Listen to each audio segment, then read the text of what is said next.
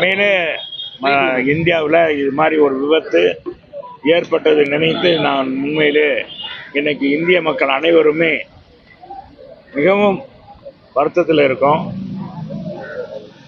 எல்லாருமே அனைத்து மக்களுடைய உள்ளங்களையும் இன்றைக்கு பார்த்தீங்கன்னா அது மிகப்பெரிய பாதிப்பை உருவாக்கி இருக்கிறது. சமீபத்தில் இது போன்ற விபத்துகள் நம் இந்தியாவில் இவ்வளவு பெரிய விபத்து நடந்தது, அதுவும் மாணவ செல்வங்கள்லாம் அதில் பலியானதை எண்ணி நிச்சயமாக மிக வருத்தமாக இருக்கிறது. எங்கள் பொதுச் செயலாளர் இதற்காக இரங்கல் தெரிவித்திருக்கிறார்கள். எனவே அந்த குடும்பத்திற்கு ஆழ்ந்த இரங்கலை தெரிவித்து அரசாங்கம் உரிய உதவியை நிச்சயமாக வழங்கும் என்பதை தெரிவிச்சிருக்கிறேன். இதெல்லாம் பொதுச் செயலாளர், அதாவது பொதுச் செயலாளர் பார்த்துக்கிறாரு. கூட்டணி ஆட்சி எந்த ஆட்சி என்பது எங்கள் பொதுச் செயலாளர் பார்த்துக் கொள்வார். எங்கள் பொதுச் செயலாளரை பொறுத்தளவுக்கு ஒரு முடிவு எடுத்தாருன்னா அவர் ஏற்கனவே அறிவித்து விட்டார். அதிலிருந்து ஏதாவது நீங்கள் கூட்டணியை பற்றி இந்த ஆட்சியை பற்றி கேட்கணுன்னா எங்கள் பொதுச் செயலாளர் இடத்துல நீங்கள் கேட்டுக்கணும். மற்றது நாங்கள் அவர் இப்படி சொன்னார், இவர் இப்படி சொன்னார் அப்படின்னு சொல்லி எல்லாம் சும்மா குழப்பத்தை ஏற்படுத்தாமல் இந்த கூட்டணி ஆட்சி அமைப்பது குறித்து ஏற்கனவே அமித்ஷாவிடம் பேசியது குறித்து எங்கள் பொதுச் செயலாளர் தெளிவாக சுட்டி காட்டி விட்டார். நீங்கள் அதை பற்றி விவரம் கேட்கணும்னா எங்கள் பொதுச் செயலாளர்லாம் கேட்கணும். மற்றது ஏதாச்சும் நீங்கள் மற்றதுக்கெல்லாம் நான் சொல்கிற கேள்வி நீங்கள் இதெல்லாம் எங்கள் பொது இது எங்கள்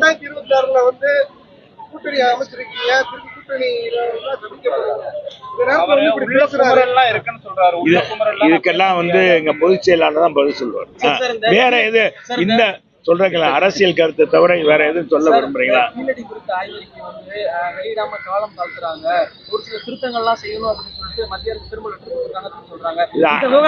கூட்டணி கட்சியில் இருக்கக்கூடிய அதிமுக மௌனம் காக்கிறதா? ஆமா, மௌனம் காக்கணும், ஒண்ணும் கேட்கல. முதலமைச்சர் தான் தரக்குறைவா பேசுறார். நாளாந்தர பேச்சாளர் போல திமுகவில் இருக்கிற நாளாந்தர பேச்சாளர் போல ஒரு எதிர்கட்சி தலைவர் ஒரு முன்னாள் முதலமைச்சரை அரசு விழாவில் மிக மிக தரக்குறைவாக காது கூசும்படி கேட்பவர் மண் புண்ப கேட்பவர்களே ஒரு முதலமைச்சர் இப்படி பேசுறார், ஐயா முதலமைச்சரா இப்படி பேசுறது அப்படின்னு சொல்லி வருத்தப்படுற அளவுக்கு நம்ம காசுலயே இந்த முதலமைச்சர் இப்படி பேசுறாருன்னு சொல்லி ஏற்கனவே முதலமைச்சருக்கு எந்த விதமான ஒரு மதிப்பு மரியாதை இல்லை. இதில் அடுத்த நான் தான் முதலமைச்சர்ன்றாரு. எல்லாம் மக்களை பயமுறுத்தி கொண்டு இருக்கிறார். பெண்கள்லாம் பயந்து போயிருக்கிறாங்க. இந்த ஆட்சி தொடர்ந்தா நம்மெல்லாம் வெளியே நடமாட முடியாது என்ற அடிப்படையெல்லாம் பெண்கள்லாம் படிக்கிறதுக்கே பள்ளிக்கூடத்துக்கே போக முடியாத சூழ்நிலை ஏற்பட்டோன்னு அச்சத்தில் இருக்காங்க.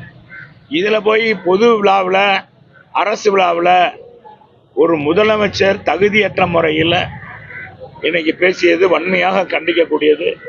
இன்னைக்கு தமிழ்நாட்டில் அத்தனை பேருமே இன்னைக்கு முதலமைச்சருடைய பேச்சை மிக மிக கடுமையாக கண்டித்திருக்கிறார்கள்.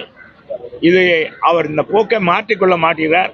இதெல்லாம் எரிச்சல் என்ன, நாளுக்கு நாள் எடப்பாடியாருக்கு புகழ் கூடுவதா, அடுத்த முதலமைச்சர் எடப்பாடியார் தான் என்பதை மக்கள் முடிவு எடுத்ததுனால இன்னைக்கு தமிழ்நாட்டில் அதுவும் குறிப்பாக மேற்கு மாவட்டத்தில் போய் இன்னைக்கு கொல்லந்தெருவில் ஊசி விற்பதை போல நம்ம முதலமைச்சர் அங்கே போய் அந்த விவசாயிகளுக்காக எண்ணற்ற திட்டங்களை கொண்டு வந்து செயல்படுத்தியவர். எனவே அவரை போய் இன்னைக்கு நம்மவும் தரைக்குறவா பேசியது உண்மையிலே முதலமைச்சரை நாங்கள் கண்டிக்கிறோம். ஆமா,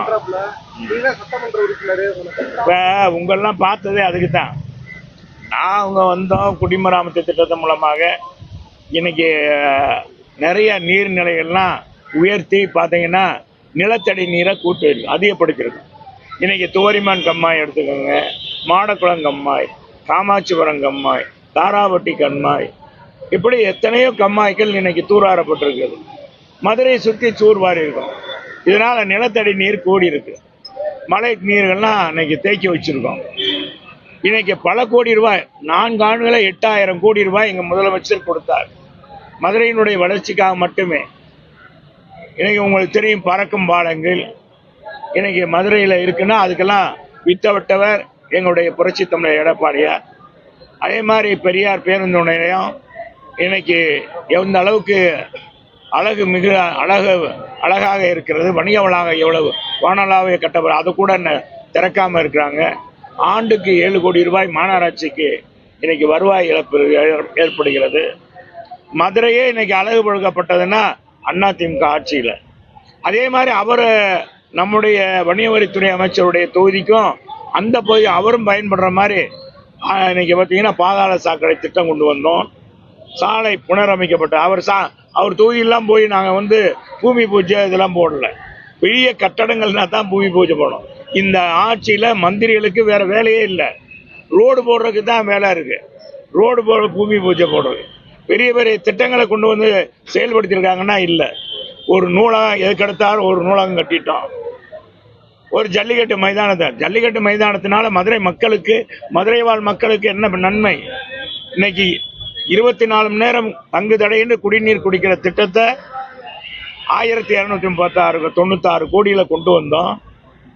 அதை இன்னைக்கு ஏறத்தாழ 84 மேல்நிலை தொட்டி மூலமாக நீரேற்றி மக்களுக்கு 50 ஆண்டுகளுக்கு குடிநீர் பிரச்சனையை தீர்க்கிற பணியை செஞ்சோம்.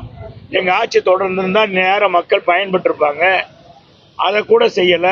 இன்னைக்கு அச்சம்பத்தில் இருக்கிற நிலத்தடி நீர்லாம் கூடி இருக்குன்னா இது காரணம் தூர்வாரப்பட்டதன் அடிப்படையில் தான். இதெல்லாம் குடிமராமத்து அரசர்கள் காலத்துல இதெல்லாம் இந்த குடிமராமத்து பணி நடத்தப்பட்டது. அதற்கடுத்து அம்மா அவர்கள் தான் இந்த ஆணையை பிறப்பித்தார்கள். ஆனால் எடப்பாடியார் தான் செயல்படுது. இது மாதிரி தொலைநோக்கு பார்வையோடு இந்த அரசாங்கம் செஞ்சிருக்கா. அதே பெண்களுக்கான மாணவ செல்வங்களுக்கான பெண்களுக்கு உதவுகிறத 1000 ரூபா கொடுக்கறத பெருசா அந்த அரசாங்கம் பேசுகிறாங்க. நான் கேட்கிறேன், 36,000 ரூபா அவங்க படிச்சு முடிக்கும் போது கொடுப்பாங்க. ஆனா நாங்க 1,49,000 ரூபா வரைக்கும் எங்க ஆட்சியில பயனடைந்தாங்க. படித்த மாணவர்களுக்கு பெண்களுக்கு உதவி பண்ணோம். தாலிக்கு தங்க இன்னைக்கு எவ்வளவு 8 கிராம் கொடுத்தோம், அதை நிறுத்திட்டாங்க. ஒரு மடிக்கணினி கொடுத்தோம், அதை நிறுத்திட்டாங்க. ஸ்மார்ட் சிட்டி நாங்க காலத்துல தான் ஸ்மார்ட் சிட்டி நடத்தப்பட்டது. மதுரை ஒரே ஆண்டுல 11 மருத்துவக் கல்லூரி கொண்டு வந்தோம். என்னங்க இந்த ஆட்சியில என்ன செஞ்சிருக்காங்க? எந்த அமைச்சரும் செய்யல. குறிப்பா மேற்கு தொகுதியை மையப்படுத்தியே அவர் ஒரு பாதாள கடையா இருந்தாலும் ஒரு மேற்கு தொகுதியை மையப்படுத்தியே அவர் பூஜையெல்லாம் நடத்திட்டு வர்றாரு. இதை பத்தி எல்லாம் நாங்க கவலையே படுறதில்ல. மக்களுக்கு தெரியும். மக்கள் யாருக்கு அண்ணா திராவிட முன்னேற்ற கழகம் ஆட்சியில என்ன செஞ்சாங்க, இந்த அமைச்சர் என்ன செய்யறாரு என்பது மக்களுக்கு தெளிவா தெரியும். மக்களை ஏமாற்ற முடியாது. மக்கள் ஏற்கனவே ஏமாந்துட்டாங்க, இனிமேல் ஏமாற மாட்டார். குறிப்பா அமித்ஷா மேற்கு தொகுதி கிழக்கு தொகுதி 2 தொகுதியை குறி வச்சுதான் நிர்வாகிகளை சந்திச்சிருக்காருன்னு சொல்றாங்க. உங்க தொகுதி எதுவும் கேட்டுக்கிறதுக்கு வாய்ப்பு இருக்கா? பாஜக பொதுவாக இந்த அரசாங்கத்தை பத்தி நான் இது ஒரு பொது நிகழ்ச்சி, இதுல சொல்லுங்க அந்த அரசாங்கத்துடைய குறைகள். உங்க ஆட்சியில இது செய்யலையே, அவங்க இதெல்லாம் செய்யறாங்கன்னு கேளுங்க, நான் சொல்றேன். நீங்க திரும்ப அரசியலுக்குள்ளே போறீங்க. இந்த அரசியல் கருத்துக்கள்லாம் எங்க பொதுச் செயலாளர் பேசுவார். எங்களுக்கு சொல்லியிருக்கிறதே என்னன்னா, இப்போதைக்கு அரசியல் கருத்துக்களை யாரும் சொல்ல வேண்டாம், அரசியல் கருத்துக்களை நான் சொல்லிக்கிறேன் அப்படின்னு சொல்லியிருக்காங்க. அதனால எங்க பொதுச் செயலாளர் எது நட்டாலும் சரி, அரசியல் கருத்துக்களை பத்தி கேட்கணும்னா அவர்கிட்ட கேளுங்க. அரசாங்கத்துல என்ன குறைபாடு பண்ணணும், இந்த அரசாங்கத்துல என்ன மேன்மைப்படுத்திருக்காங்க அப்படின்னா வேணா கேளுங்க, நான் சொல்றேன். ஒண்ணும் இல்ல,